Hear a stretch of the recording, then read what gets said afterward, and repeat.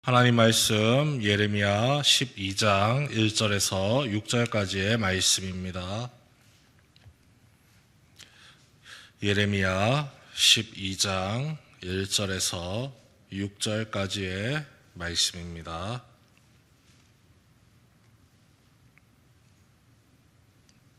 한 절씩 교독합니다. 여호와여, 내가 주와 변론할 때에는 주께서 의로우시니이다. 그러나 내가 주께 질문하옵나니 악한 자의 길이 형통하며 반역한 자가 다 평안함은 무슨 까닭이니까?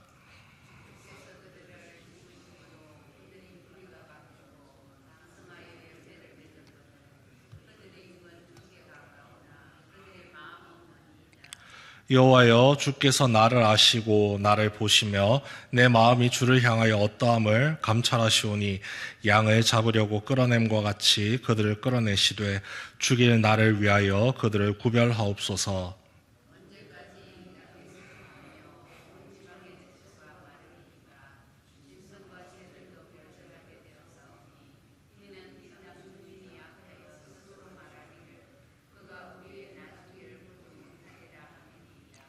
만일 내가 보행자와 함께 달려도 피곤하면 어찌 능히 말과 경주하겠느냐? 내가 평안한 땅에서는 무사하려니와 요단강 물이 넘칠 때에는 어찌하겠느냐? 내 형제와 아버지의 집이라도 너를 속이며 내 뒤에서 크게 외치나니 그들이 내게 좋은 말을 할지라도 너는 믿지 말지니라. 아멘. 예레미야와 하나님의 질문과 대답이 오늘 말씀에 나타나고 있습니다. 4절까지는 예레미야의 하나님에 대한 질문이고 5절, 6절은 하나님께서 그 질문에 대한 답을 내려주시는 부분입니다. 우리 그리스도인이 세상을 살다 보면 참 이해되지 않는 때가 있습니다. 예수님 믿고 철저하게 그 말씀에 순종하며 사는 우리의 인생은 변화가 없고 여전히 힘든데 예수님을 무시하고 깔보고 또 자기 멋대로 죄와 악을 마음껏 저지르는 자들이, 비위를 저지르는 자들이 잘 살고 성공하는 모습을 보면 우리의 마음이 무너지기 마련이죠. 그런데 이것보다 더 힘든 일이 있습니다. 같이 예수님을 믿는데 나는 열심히 하나님 말씀 순종하면서 나아가는데 그런 나에게는 어떠한 기쁨도 은혜도 위로도 삶의 은총도 없는데 같이 예수님 믿으면서 예배도 잘 빠지고 기도도 제대로 하지 않는, 그리고 하나님 말씀 순종하지도 않는 사람들이 승승장구하는 인생을 보면 정말로 질문이 나타나고 마음이 애달프고 또 하나님에 대한 실망감도 느끼게 되죠. 지금 예레미야의 상황이 딱 그렇습니다. 1절 말씀 한번 볼까요? 여호와여, 내가 주와 변론할 때에는 주께서 의로우시니이다.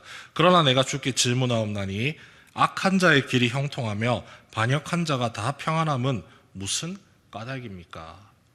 악한 자와 반역한 자, 하나님에 대해서 반기를 들고 우상을 섬기고 온갖 죄의 악을 더하는 이들이 형통하게 살아가는 것이 내게 있어서 너무 이해가 되지 않습니다. 하나님, 이게 무슨 일입니까? 라고 지금 예레미야가 질문을 하고 있죠.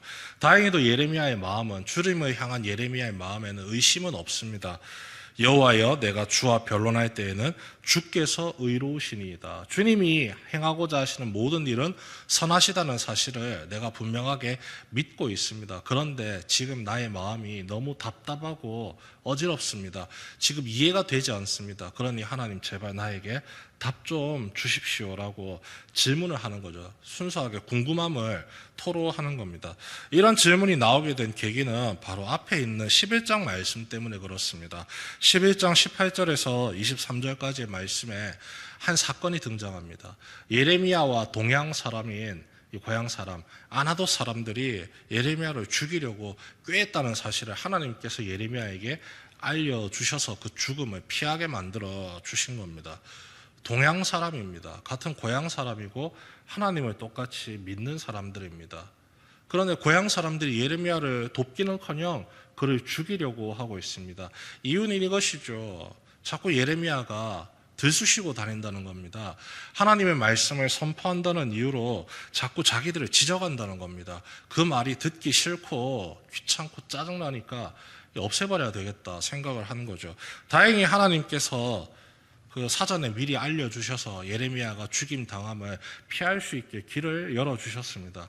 이 예레미야가 이때 가졌던 이 마음의 울분, 억울함, 그리고 이 동족들에게, 고향 사람들에게 뒤통수 맞았다는 이 사실 때문에 얼마나 마음이 상했는지 하나님께 이런 식으로 이야기를 합니다.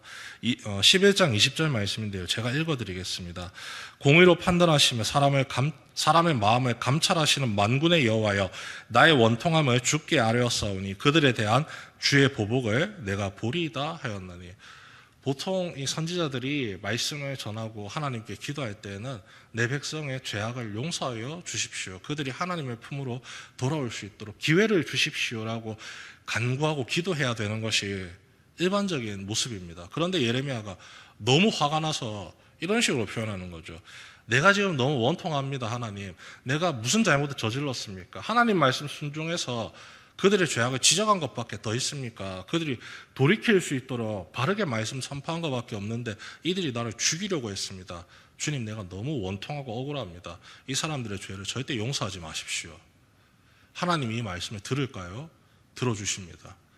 너무 기가 막힌 상황이었기 때문에 공의의 하나님께서 이 기도를 들어주시고 내가 그렇게 해주겠다, 너의 원통함을 기억해주겠다, 그들의 죄를 내가 무시하지 않겠다, 그들의 죄에 대한 죄값을 치르게 하겠다고 약속을 해주실 정도죠. 그런 상황에서 이제 예레미야가 질문하는 겁니다. 애초부터 이런 일이 없었으면 하나님, 세상이 바르게 흘러가지 않겠습니까? 하나님의 공의의 손길이 즉시 나타나서 죄악을 저지르는 사람이 징계를 받고, 그때 징계를 받으면서 정신을 번쩍 차리고, 아, 내가 하나님 앞에서 몹쓸 짓을 했구나, 돌이키게 되면 하나님도 좋고 하나님 믿는 나도 좋은 것 아닙니까? 이런 마음으로 지금 예레미야가 질문을 하고 있는 거죠. 하나님께서 답을 주십니다. 답을 주시는데 예레미야의 질문과 하나님의 해답에 대한 방향이 전혀 다릅니다. 어떻게 보면은 하나님이 엉뚱한 소리 하는 것 같습니다. 예레미야는 질문을 했습니다. 왜 악인들이 승승장구합니까? 하나님의 대답은 이겁니다. 이것 가지고 네가 지금 시험에 빠지면 어쩌자는 것이냐? 지금 상황이 완전히 달라졌죠. 하나님께서 이렇게 말씀하셨습니다. 5절 말씀입니다. 만일 내가 보행자와 함께 달려도 피곤하면 어찌 능히 말과 경주하겠느냐? 사람과 지금 달리기 시합하는 것도 힘들어하면 말이랑 만약에 달리게 되었을 때 네가 이기기 위해서 어떤 노력을 할 수 있겠느냐? 지금 사람하고 달리는 것도 힘겨워하는데 말이랑 달리게 되면, 내가 말이랑 달려라고 말을 하면 너는 어떻게 그것을 감당하려고 지금부터 애먼소리 하고 있느냐? 지금 이 말씀을 하고 계시는 겁니다. 예레미야 입장이 이해는 됩니다. 지금 너무나도 억울하고 원통하고 기가 막힌 상황을 경험했으니까요.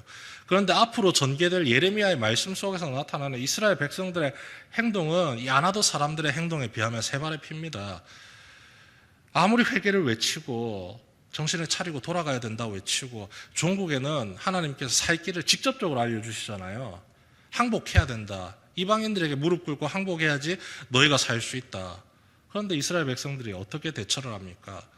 저놈은 반역자다, 저놈을 죽여라, 저놈을 가둬라.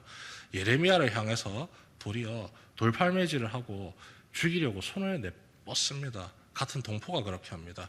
그런데 그것은 훗날의 일입니다. 지금은 그 일을 감당하게 하기 위해서 하나님께서 예레미야를 연단시키는 중에 있습니다.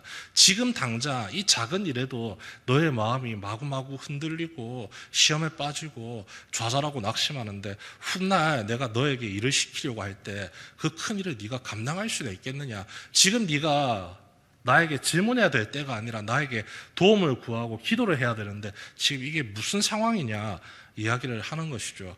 6절 말씀에 계속해서 예레미야가 앞으로 겪게 될 일에 대해서 알려주시죠. 내 형제와 아버지의 집이라도 너를 속이며 내 뒤에서 크게 외치나니 가족들도 너를 배신할 거다. 지금 이것 가지고 같은 고향 사람들이 너를 배반했다고 해서 징징대느냐? 그러지 말아라 이야기를 하시는 거죠. 그들이 내게 좋은 말을 할지라도 너는 믿지 말지니라. 그 말을 휩싸여야 될 것이 아니라 너는 나만 바라보고 와라, 하나님만 바라보고 나와라, 이 이야기를 하시는 것이죠. 사람은 언제나 급합니다. 지금 당장 뭐가 문제가 바로 잡혔으면 좋겠고 내 눈에 보이기에 안타깝고 이 불편한 상황들이 빨리빨리 해결되기를 소망하죠. 어긋난 것이 바로바로 잡히기를 원합니다. 그런데 하나님의 때라는 것이 분명하게 존재를 하죠. 하나님께서 예레미야에게 말씀을 주시고 그 말씀이 이루어지는 모든 과정들 가운데서 예레미야의 길을 인도하시는데 그곳에 하나님의 때가 있습니다. 하나님의 때가 있고 하나님의 방법이 있습니다. 예레미야는 선지자로서 그 때와 방법을 잠잠히 기다리고 그것이 이루어질 때까지 열심히 사역을 감당하면 될 뿐입니다. 단순하게 내가 지금 이 상황이 너무 억울하고 기가 막히니까 빨리빨리 해결해 주십시오. 하나님의 때를 기다리지 못한 채 성급하게 행동하는 것, 그것이 예레미야의 잘못이라는 사실입니다. 그리고 12장 6절 이후로 7절부터 마지막 절까지 왜 하나님께서 지금 작금의 상황들, 예레미야가 질문을 던질 수밖에 없는 악인의 흥황함, 반역자들이 성공함, 이러한 삶의 모습들이 왜 일어나는지를 말씀을 통해서 우리에게 넌지시 알려주십니다. 대놓고 알려주는 게 아니라 말씀의 깊이 묵상함을 통해서 왜 그런 일이 벌어지게 되는지를 스스로 깨달을 수 있도록 기회를 주시는 거죠. 공의의 하나님께서 심판의 손길을 절대 멈추지 않으십니다. 예레미야가 간구하는 대로 그들의 흥왕함, 그들의 성공함, 하나님의 곁을 떠났는데 하나님의 복을 받는 것처럼 보인다. 그거 용납 절대 안 하십니다. 그래서 말씀을 통해서 알려주시죠. 이 유다 백성들, 하나님에 대한 반역자, 우상 숭배를 하고 있는 유다 백성들을 향해서 하나님이 징계의 말씀을 주십니다. 17절 말씀에 이렇게 나타나고 있습니다. 그들이 순종하지 아니하면 내가 반드시 그 나라를 뽑아 멸하리라. 여호와의 말씀이니라. 이 말씀과 더불어서 유다 백성들에게는 이런 표현을 썼습니다. 9절에 이렇게 나옵니다. 내 소유가 내게 대하여는 문이 있는 매가 아니냐. 이 유다 백성들을 문이 있는 매라고 표현을 하는데요. 이 문이 있는 매는 반역자를 상징한다고 합니다. 천방지축, 제멋대로 구는 존재를 상징한다고 합니다. 그 매에 대해서 유다를 비유를 하고 그 매를 어떻게 하나님께서 이끄시느냐, 그것을 애워싸지 아니하느냐, 너희는 가서 들짐승을 모아다가 그것을 삼키게 하라. 내버려 두신다는 겁니다. 징계받게 하시고 벌받게 만들어 주신답니다. 그리고 이 유다 백성들을 우상 숭배의 길로 이끌고 앞제했던 이방인들도 끝까지 반역의 길을 걸어가면 내가 반드시 멸망의 길로 이끌어갈 것이다. 뽑아버리겠다. 그 땅에서 완전히 뿌리를 뽑아서 말라 비틀어지게 만들겠다라고 하시는 거죠. 그 약속은 분명히 이루어진다고 이야기를 하십니다. 다만 지금은 아니라는 겁니다. 지금 당장은 아니라는 거죠. 하나님의 심판의 목적은 이 벌을 주는 그 자체에 있는 것이 아니라 그 사람이 자신의 죄의 무거움과 심각성을 깨닫고 죄에서 돌이키게 하기 위함입니다. 14절 말씀에 유다를 압제했던 이방 민족의 손에서 유다 백성들을 뽑아내겠다는 표현을 쓰시는데요. 세번역 성경을 읽어보면 건져내시리라고 이야기를 하고 있습니다. 유다 백성들이 문이 있는 매로서 천방지축으로 굴면서 자기 멋대로 살아갔지만 결국은 그들이 다시금 하나님께로 돌이킴을 받고 구원의 은혜를 누리게 하기 위해서 일부러 기다려 주시겠다고 말씀하시는 겁니다. 그들이 스스로 회개할 때까지 말이죠. 그리고 또 이방인들에 대한 말씀도 있습니다. 그들이 정신을 차리고 그들이 마음을 돌이켜서 하나님의 백성이 살아가는 바른 모습을 보고 그들도 하나님을 입술로 고백하고 하나님께로 돌아오겠다라고 선포를 하면은 그들에게도 구원의 은혜를 베풀어 주겠다고 하나님께서 말씀하십니다. 16절 말씀 제가 읽어드리겠습니다. 그들이 내 백성의 도를 부지런히 배우며 살아있는 여호와라는 내 이름으로 맹세하기를 자기들이 내 백성을 가르쳐 바알로 맹세하게 한 것 같이 하면 그들이 내 백성 가운데 세움을 입으려니와. 그들이 열성적으로 우상을 섬겼던 그 모습대로 하나님을 향해서 그 믿음을 열성적으로 지키며 나아간다면 내가 이방인들이라 할지라도 그들을 건져내겠다. 그 때를 위해서 지금 하나님이 참고 기다리고 계신다는 사실을 예레미야에게 넌지시 알려주고 있는 것이죠. 그러니 예레미야는 지금 당장 일이 이루어지지 않는다고 해서 하나님께 이 답답함을 토로해야 되는 것이 아니라 하나님의 뜻과 하나님의 때가 이루어지는 것을 간절히 바라고 원하며 기도해야 된다는 것입니다. 우리를 살리시기 위해서 한 영혼이라도 더 살리시기 위해서 우리보다 더 깊이 참으시는 하나님의 선하신 계획이 우리의 삶을 함께 이끌어가고 있습니다. 그 가운데서 우리의 생각과 우리의 가치관을 가지고 하나님을 온전히 그 계획에 대해서 온전히 판단하고 생각할 수 있는 거 거의 불가능하게 가깝습니다. 오로지 우리는 하나님의 뜻이 내 눈앞에서 이루어지는 그날을 기대하고 기다리며 기도하는 수밖에 없습니다. 당장 눈앞에 펼쳐진 현실이 답답할지라도 반드시 공의를 하나님께서 이루십니다.